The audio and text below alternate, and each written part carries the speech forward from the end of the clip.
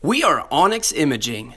We are the highest rated and most reviewed printer service center in Oklahoma.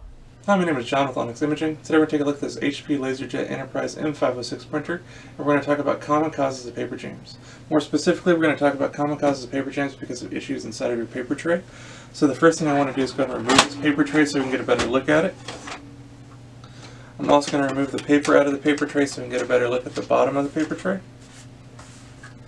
Now if I tilt this up, you see three adjusting tabs inside the paper tray, and what those are for is for setting this paper tray for the specific size piece of paper you're using in this paper tray.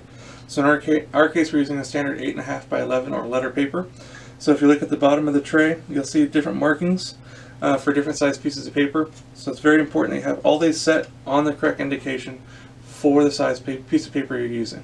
If you have these set for an incorrect size piece of paper, what will happen is it doesn't allow the paper to fit inside this paper tray correctly, and it makes it very difficult for the printer to pull the paper through properly.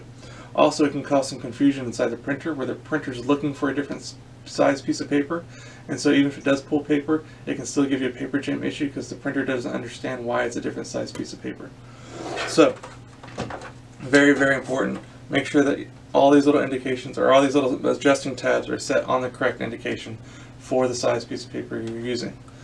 Now, once you have that set and everything's good there, the next issue we see quite frequently comes from adding paper into your paper tray.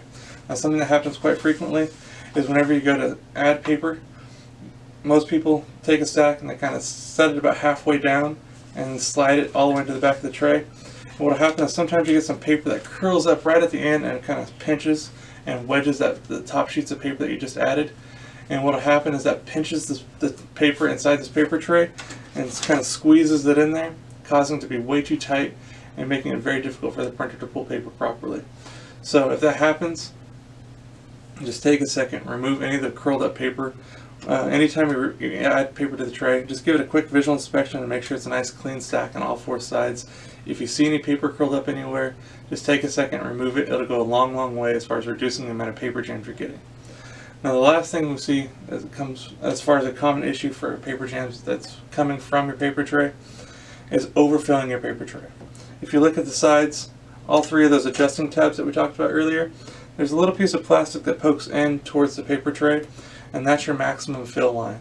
You never want to put more paper in your paper tray that cause it to go over your maximum fill line.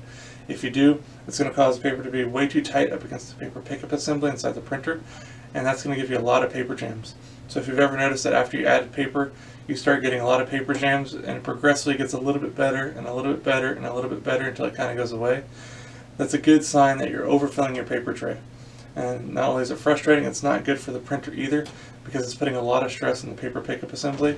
And so it's very, very important. Do not overfill your paper tray. Generally, I say it's a good rule of thumb just to leave a small gap between your top sheet of paper and where these maximum fill lines are.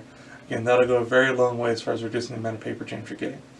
Now, if you tried all three of those and you're still getting consistent paper jams, there's a good chance that, especially if you've had the printer for a while and you can't remember the last time it's been maintenance, or maybe it's never been maintenance, there's a very good chance that the rollers could be worn out and need to be replaced. If that's the case, please feel free to reach out to Onyx. We'd love to help take care of that for you.